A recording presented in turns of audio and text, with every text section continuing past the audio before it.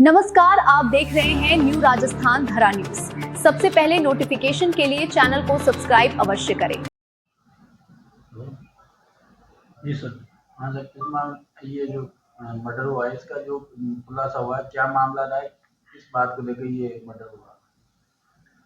जैसा कि आपको ज्ञात है, 17 अप्रैल रात की बात है, जिस दौरान पुलिस को सूचना ये मिली थी कि मनीष शर्मा उर्फ बिट्टू शर्मा का चाकूबाजी के द्वारा हत्या किया गया है। जैसे ही हमें ये सूचना मिल गई थी, तो टीमों का गठन किया गया था। इन टीमों में जो भजनलाल जी हैं, जो अपने प्रोबेशनर हैं और थानाधिकारी बने हुए हैं कोतवाली में, राजपाल जी जो सीआई कवाई हैं, उनके निर्देशों में अलग अलग टीमों का गठन किया गया।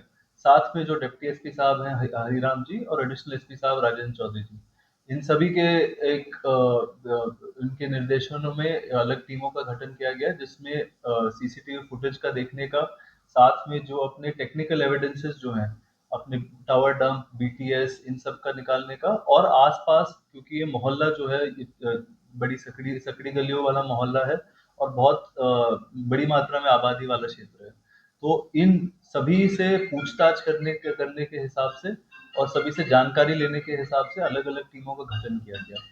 अब हमारे बड़े गर्व की बात है कि 2 दिन के भीतर इस पूरी वारदात का हम खुलासा कर पा रहे हैं।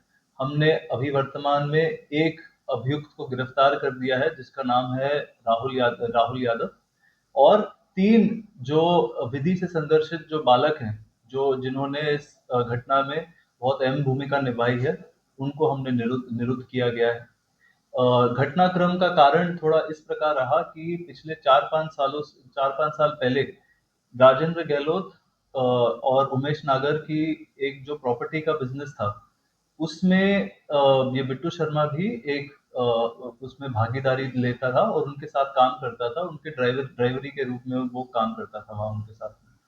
इस दौरान लेकिन एक कुछ प्रॉपर्टी के बेचान के लेके, एक कमीशन को लेके उनके बीच में विवाद हो गया, और विवाद इस रूप में ले लिया कि उनके बीच में एक बहुत लंबी चौड़ी एक आपसी रंजिश के रूप में वो डेवलप हो गया था।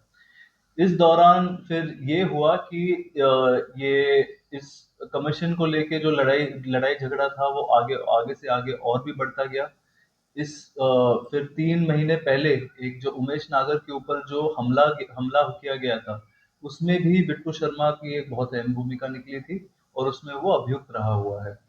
इस अब इस मुकदमे से फरारी काटने के दौरान उनकी जो सोशल मीडिया पे भी काफी सारी एक्टिविटी रही है, जिसमें इन कुछ अपने बाकी दोनों को टारगेट करते हुए, उनके खिलाफ करते हुए लगातार बोलचाल और एक हॉट टॉक के रूप में, मतलब ये चीजें सामने आई थी।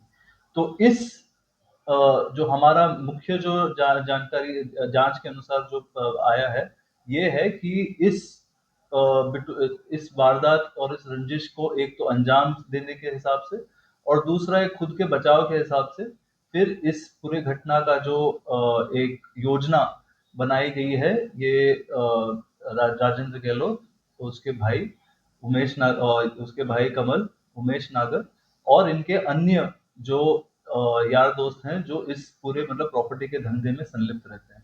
इस संदर्भ में पुलिस ने पिछले महीने भर पहले एक हथियार भी सीज किया गया था।